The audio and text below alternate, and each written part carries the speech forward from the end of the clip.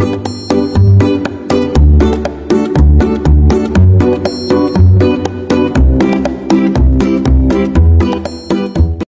everyone! Welcome back again to my channel. So mga kasukay, mga kalingap, Ate Shena na pariyak. Ano ba yung masasabi dito ni Kuya Bal? At ano yung dahilan bakit siya nag-react? Tara, alamin po natin sa video na ito. Pero bago natin simulan yan, huwag niyo pong kakalimutang mag-subscribe. Bal Santos Matubang, Kalingap Rob, at Edna Vlogs, at supportahan din po natin si Ate Shena TV. At yung aking YouTube channel, Gandang Emmy, sa mga hindi pa po nakapag-subscribe, please subscribe and please hit the notification bell para lagi po kayong updated sa aking mga ina-upload na mga reaction video. So ito, alamin po natin, bakit nga ba napareact itong si Ate Shena? Tara, panoorin po natin ito. Hindi po kami gagawa ng hindi maganda katulad nga po nun. Alin ba yung mali doon? Tapos naghanap ako ng mga ibang comment.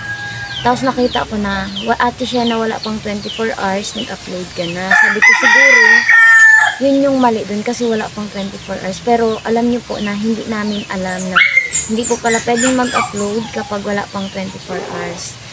Siguro yun yung pagkakamali namin. Pero pwede naman pong sabihan sa maayos na paraan, yung po bang kalma lang, pero yung iba halos bumuga na ng apoy, sobrang galit na galit agad yung iba. Tapos kung ano-ano pa po yung pinagsasabi. Tapos meron po ako napanood na video na nag-react siya, reactor video. Hindi po ako nagmamalay na may ganong video na. Ang nag-send po sa akin nun is si Kuya Jason na, Ate Shena, may reactor video ka. Tapos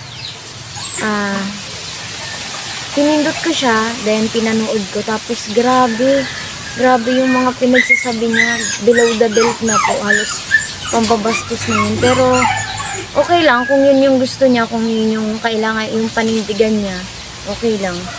So ayan mga kasukay, mga kalingap, no, narinig natin ito si Ate Shena, no. Napanood ko rin po yung upload niya, mga kasukay, pero hindi ako nag-comment doon sa video na yun. Pero hindi ako nagbasa ng mga comment. Hindi ko... Pero alam ko, kapag mga ganyan po kasi is may rules ang kalingap, no? Na 24 hours bago ka mag-upload. Kapag may mga ganyan na occasion, hindi mo kailangan na unahan yung may pa-okasyon or sila Kuya Bal, si Kalingap Rob. Hindi ka pwedeng maunang mag-upload, no? Hintayin mo muna na sila ay makapag-upload at antayin mo yung 24 hours. Ganon din po sa mga reactors, no? Kapag may video na in-upload sila Kuya Bal, si Kalingap Rob, o yung ibang charity vlogger, is antayin mo muna na 24 hours saka ka mag-react. So, ganon po yung rules na sinusunod natin dyan, mga kasukay, mga kalingap. So, itong si Ate Shena, napareact siya kasi meron siyang napanood na video at meron din mga comments na hindi magaganda sa kanya dun sa kanyang in-upload na video, no, mga kasukay, mga kalingap. Hindi niya alam na may rules.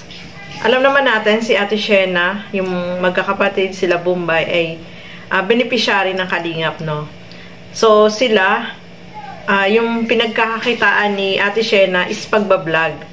Lagi nga siya sinasabihan ni Kuya Bal na ituloy-tuloy mo kahit si Kalingap Rob, tuloy-tuloy ka lang sa pag-upload ng videos para, kasi doon sila kumikita, doon kumukuha ng panggasto sa pangangailangan nila, no, sa araw-araw, mga kasukay. Kasi kapag wala kang upload, wala ka namang views, wala kang revenue, di ba?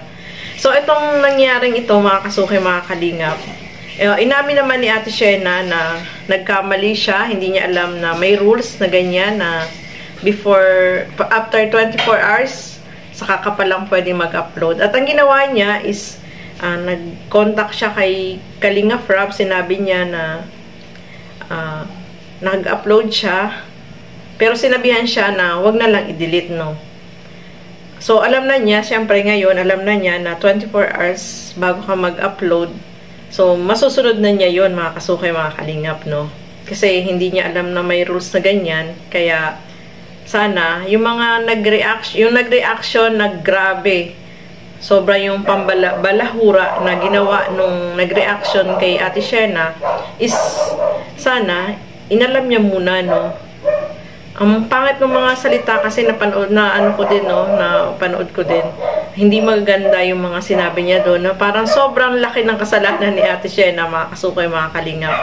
So, itong si Kuya Bal, ano kaya yung sabihin niya about dito? So, ito alamin po natin, mga kasukay, mga kalingap. Siya tumatay yung tatay po at ina ng, ng mga kapatid niya. Itong si Shena, Ate Shena. Kasama sa mga lakad namin at siyempre po may sakit ito. Mahika ito, mga kaibigan. Hika. Asma. Pwedeng isama sa mga vlogs at mag-scout o ano mang gagawin niya.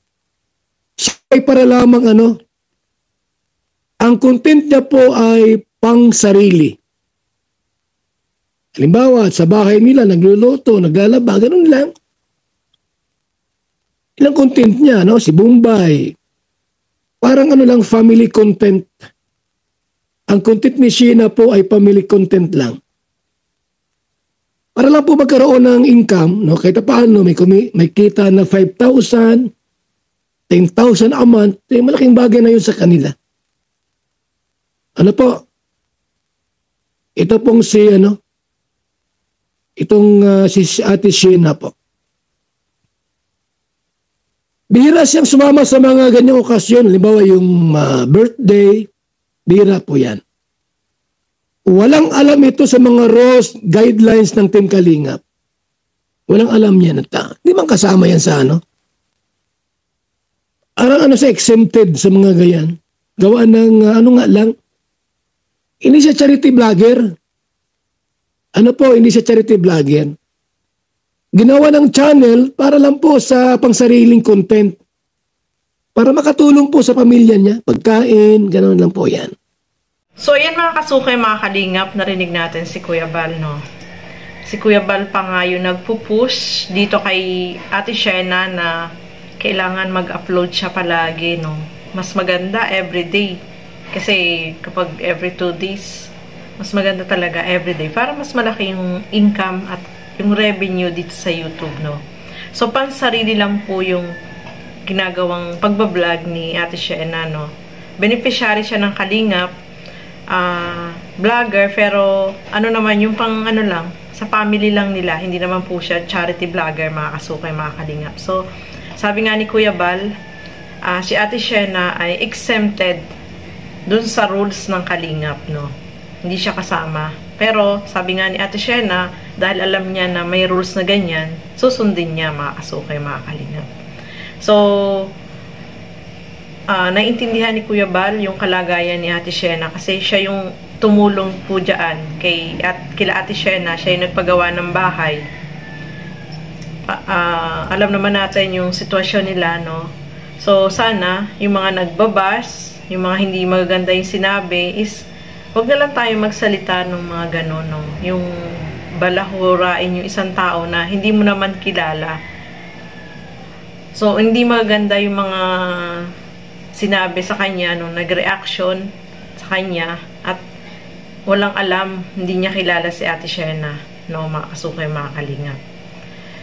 So, alam natin, si Ate Shena, may sakit po yan, no? May hika, mga kasukay, mga Kalingap. At kaya lang siya nagbablog para lang sa family niya, no? Sa kanilang magkakapatid. Siya kasi yung tumatay yung parang pinakang nanay dun sa kanyang mga kapatid, no? Diyan sila kumukuha ng panggastos sa kinikita niya diyan sa YouTube, no? Mga kasukay. Kaya si Kuya Bal mismo yung nagpupursige na mag-vlog ka, no? Para araw-araw, syempre, kapag may views ka kasi, may kita yung mga ina-upload na videos. So, intindihin po natin, mga kasukay, mga Kalingap, no? Hindi po siya kasali sa rules ng Kalingap. Sabi nga ni Kuya Bal is exempted po siya dyan. So, marami nga yung nakapanood nung video ni Ate Shena. Pero, napanood ko, hindi naman siya talaga yung totally na buong video na yung sa birthday celebration, hindi po siya buo. Maiksi lang, mayroong clip lang na doon sa celebration, pero hindi siya talaga totally buong video, no? So, naiintindihan po yan ni Kuya Bal at ni Kalingap Rob. Yung nag-react lang talaga yung sobra yung mga sinabi sa kanya na hindi magaganda na paninira dun sa kay Ate Shena na hindi naman dapat na ganun yung mga sasabihin mo, no. Kapag magre-react ka, dapat hindi ka makakasakit ng damdamin ng isang tao, no. Pwede mong sabihin ng in a polite way, yung pagsasalita mo, pagsabihan mo, pero yung mga hindi maganda na lumabas dun sa bunganga na nag-reaction, hindi po maganda, no. Kasi hindi naman niya kilala si Ate Shena, tapos ganun yung mga sinasabi niya, no. Kaya si Ate Shena ay nakapag-react din kasi syempre hindi naman siya ganun, no. Although hindi niya alam yung rules, pero ngayon alam na niya, sabi nga niya, isusundin na niya, mga kasukay, mga kalingap. So yung nag-send kay Ate Shena ay si Mr. Benty Boy. Kasi si Mr. Benty Boy laging pupunta dyan, siya yung nag-ano kay Ate Shena. At napanood din niya yung video, kaya syempre hindi maganda yung napanood. Kaya ganon yung nangyari, mga kasukay. So intindihin po natin, mga kasukay, mga kalingap, no, yung pag-upload ni Ate Shena ay nagsorry naman siya at naintindihan naman natin yun, mga kasukay. So ayan, sana sa mga nag-react na hindi maganda yung mga sinasabi, sana isipin nyo muna bago kayo magsalita sa isang tao kung kilala mo ba ito or ano ba yung pinagmulan nung binibigyan mo ng reaction video. So, ayan lang po, mga kasukay, mga kalingap. Maraming salamat po sa inyong panonood. At lagi po natin supportahan Bal Santos Matubang, Kalingap Rob, at Edna Vlogs. At support po natin lahat ng mga Kalingap partners and Kalingap reactors. And support po natin si Ate Shena TV. So, hanggang dito na lamang po muna. Keep safe, everyone. Thank you for watching. Mabuhay po tayong lahat. Bye-bye!